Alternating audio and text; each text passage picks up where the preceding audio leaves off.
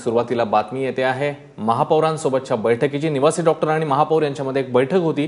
ती बैठक संपलेली आहे, मात्र कोणताही ठोस तोडगा निघालेला नाही। नेमकं बैठकीमध्ये काय झालं?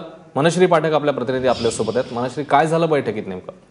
अश्विन, बैठकीत कोणताही ठोस असा तोडगा निघू शकलेला नाहीये। बैठक सकारात्मक झाली असंही डॉक्टरांच्या बाजूने म्हटलं नाहीये, कारण डॉक्टरांचं म्हणणं हे आहे की जोपर्यंत आमच्या मागण्यांवर प्रत्यक्ष कार्यवाही होणार नाही तोपर्यंत ही सामूहिक रजा आम्ही मागे घेणार नाही, तोपर्यंत कामावर रुजू होणार नाही।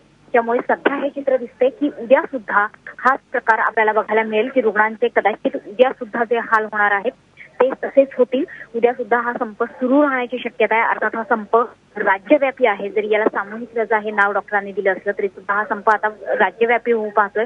त्याचप्रमाणे अनेक ठिकाणी अशा घटना घडल्यामुळे आम्ही हा संप पुकारलेला आहे असं डॉक्टरांनी म्हटलंय। मात्र ज्या जीवनावश्यक सेवा सुविधा आहेत, रुग्णांचे जे हाल होत आहेत त्याबाबत मात्र कुणाकडेही सध्या उत्तर नाहीये। मनश्री, धन्यवाद या सगळ्या माहितीबद्दल। तेव्हा सध्या तरी हा संप सुरूच राहील अशी शक्यता बघायला मिळते आपल्याला।